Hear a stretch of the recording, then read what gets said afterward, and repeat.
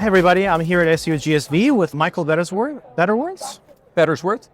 There we go, from Texas State Technical College. Michael, you're a huge proponent of bringing in new technology. So as we partnered with Element and TSTC, we kind of always thought of each other as these are two folks who really need to talk to each other a lot more. So we've been going back and forth on the intellectual level, but having you here at the conference at the AIR Show, it's actually really, really great to be meeting in person. Likewise, we share some common interests, and on the product side with the use of Element at the college has been a great story, a new story, but going well. And it's made to be at this conference where this topic of AI is so popular and lots of buzz. Yeah, exactly. This is our first time at the AIR Show. The AIR Show is a brand new setup, and there's a lot of K through 12 schools, but also there's a lot of companies that are giving demos around AI and sessions around AI. How's been your first few hours?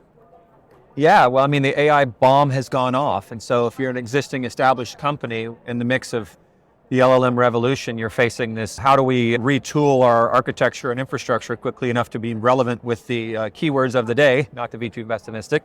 And these new companies that are here are always the ones I find most interesting, that are in the smaller tables, that maybe there's a small team, they don't have some prior architecture that they're tied down to, and they've got an idea. And there's a lot of those here too. So there's kind of a mix, these established companies that are looking for bringing their products into relevance, and then I think a lot of new little startups. Very K through 12 focus, and my interests are really a lot on the career side and getting a person connected with employment, and a lot of curriculum focus, some assessment. So it's been interesting so far in the first few hours of the show. What have you seen? Have you seen anything specific that piqued your interest? Yeah, I saw this career coach group here that's doing some LLM work on the front end to help with advising. And it's just a hard topic to do because most of the advising data is Department of Labor, ONET, interest survey kinds of things. But they've got some interesting approaches using LLM. The challenge is how much of this is an LLM wrapper, that's with some basic prompting versus how much of the deep science related to industrial organizational psychology and things are flowing around. And then on the flip end of that, there's a couple of interesting ones on the job placement side, that's out there as well. I'm still hunting around for things that are most relevant for our college, given our current focus. So, and the sessions I'd say are pretty K through 12 focused. From a higher education perspective, it'd be nice to see a little more on the higher ed employer side. But it's, it's pretty normal. There's a lot more K through 12 institutions and buyers out there than there are higher ed. So these conferences tend to skew that way, which makes sense. Yeah, a lot of stuff around teaching and learning for sure. Yeah, some assessment stuff that looks pretty cool, grading, writing. Yeah, it's good. It's important. A lot of instructional design material, yeah. Yeah. How about on the student experience? On the student experience, I haven't seen a bunch of that yet, to be honest. Yeah. I mean, that's one of the areas where we tend to see not served quite as much on the student experience side. So yeah. Well, I mean, I saw y'all's presentation earlier today. It's fantastic. I think this interest in agents and the use of how do you create not just an open chat bot that you're throwing information into for FYI questions that are scraped off of a website, but how you're bringing in the expertise at certain different areas and the right time, the level of expertise. And that context is why the agents are so powerful, giving that extra focused context around a particular topic area, whether that's financial aid or somebody needing to know about residents, these different moments in time where if we're talking about a prospect or a returning student, that context of where the person is what the agents are allowing to be possible, and versus a general high-level prospecting AI. And that was really exciting to see. From a marketing side, though, you're on the marketing team. Obviously, you're leading that whole effort. There's a lot of work that's being done around content generation. Yeah. But do you feel that that's taking away some of the human craftsmanship? I just did some skip levels with some of our journalist team, our communication. They're really staff writers. And these are hard-trained journalists that came from newspapers and things like that. And they were remarking, this was just last week, how they're using AI to assist in their writing. So helping with research around the topic, or helping to look at with Grok and some of the others that have more up-to-date information, maybe other adjacent stories that have context. So Our staff writers are using that content to aid in their journalism, not necessarily, these are the human interest story kinds of content. I think the human interest stories that depend on live interviews and those things are going to have a role for journalists for the future, for a good while still. On the marketing content generation side, I mean, this is where there's just great advantage. So I can summarize an entire degree program for a particular moment, whether that's a landing page or a brochure or a particular conference. And that's where I think, the generative AI that doesn't require this high cost of ownership of a writer, that maybe their voice doesn't match consistently. You're still going to flow through the copy editor. We're still going to take that generative AI and run it through a person before we go publish. So I think what it's enabling us to do is we haven't replaced any of our staff. What we've done is we're able to serve and create more content. Yeah. We can do, if you will, work orders as an internal ad agency with a broader group of clients because our productivity improves. And that's really the benefit of AI, and the fears that come along with any disruptive technology, are that it's going to displace large numbers of people. And there certainly will happen with this space. But to your point about the writing and the content, we're seeing it as a productivity lift, not as a staff replacement. Yeah. Well, I mean, on the flip side of that, there's the content generation, but then there's also the student support component of AI where we just can't have enough staff to serve our students. Yeah, I'll give you a classic. That handoff that happens on the prospect where you're talking to a recruiter or admissions advisor, and then quickly the conversation gets topical or specific. Could be a discipline question. We have 48 different programs and 170 different awards or so, and they're very different. And so an admissions advisor's ability to know and have a commanding knowledge across nursing to pilot to welding is very challenging. So I think getting context and detailed knowledge at a specific moment in time without having to do the handoff, hold on, let me get somebody. Right. That, I'd say it's veterans benefits. I mentioned that the other day to one of your posts. An assistant agent on veterans benefits would be helpful because that's a bottleneck that we currently have on our admissions staff. We only have a certain number of those specialists available. And if we can allow a prospect or even a returning student to have a source of accurate information about a complex question that may be bespoke to that state, those are only a handful of those people that we have. Well, if we can take their former emails and their knowledge and interview them and train up that assistant on the common 30 questions that they have, that can be a huge time saver for the prospect and reduce the follow-up time when at the critical fall push where everybody's tasks are just overloaded because it's so cyclical, Right. It's the overflow staffing that the AI agents can help us with in a big way. We're seeing a little bit of a fear from the school side in looking at some of the AI and putting policies in place. And the fear is around, is it going to hallucinate? Is it going to give wrong information? How do we make sure that we have the right, guardrails in place? At least my conversations that I'm having with some schools. Admissions advisors tend to have a high degree of turnover. Yeah.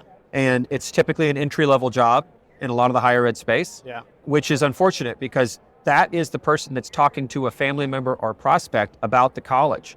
Yeah. And so the amount of false information or incomplete information that can happen organically with the human element is a factor already in our space. Yeah. So I think where we can add for training purposes to help that staff, that's a huge benefit. For testing, for secret shopping, I think the gains far outweigh the risks. And I think they probably mitigate a lot of the current risks that we're living with today, where we have somebody that was given not the most accurate information, and then later on we have to correct it. That's not an uncommon thing in our space because the intake role is typically an entry-level role. But I get that fear, and I think we're going to respect the FERPA guidelines. We're going to have the SOC compliance. We're going to have those standards in place with any new technology. So I think that's natural to have risk, aversion, and fear of new technologies and new things. And then, you should have good practices in place that'll mitigate those. Yeah. And we will not risk, those kinds of privacy violations with a whim. We take a lot of time and effort to be careful about that. Yeah.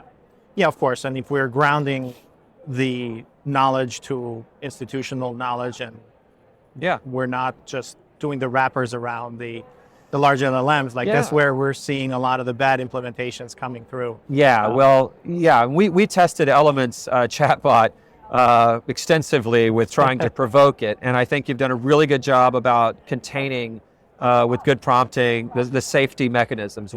We've attempted to elicit bad responses to engage in the provoking of the AI, so to speak, and then also probing for where misinformation has been a problem in the past, and is this more accurate? So I think that's a really good practice. If a college is considering this, you might ask your staff, where have you had the biggest disconnects in incorrect information that you've had to fix? And then use that as part of your test set when you're evaluating the bots and the assistants. Throw in the questions that you've been having difficulty with. Right. And then if you're still not there, you can always retrain. So you're constantly iterating and constantly... It's never done, right? You constantly have to improve that knowledge base, and you have to retrain it for sure. Right now with FAFSA, or a new regulation is going to change. These things aren't static. So an LLM that's relying on untrained data, that's just what's publicly available, they're not going to catch when the state passes a new law and changes a policy ground up. Well, you've got to have the ability to retrain that agent bespoke to your institution. It can't be a general SaaS model outside of that localization of the content. Right. And that's a really important step of middleware in that stack.